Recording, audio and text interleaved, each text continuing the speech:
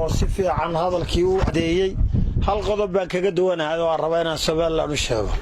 horta idinku idinka xidhay waxaana idin gacan yara ah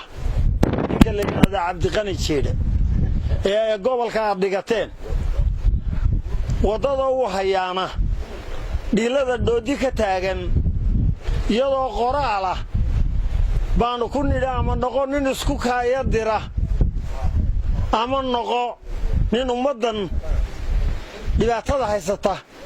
dhaxgal ku sameeya oo ka hortaga dhibaatada kii waxa sameeyay baashalayna intuu baaq soo saaray been sheegay oo yiri caday buur iyo dibshabeel baa la isku horfadhiya waa beenta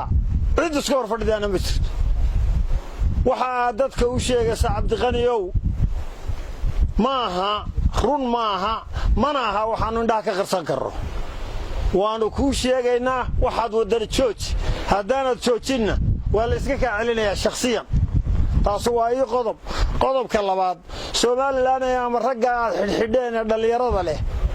ee cuqaashi iyo odayaasha waayeelka hawsha nala hayay leh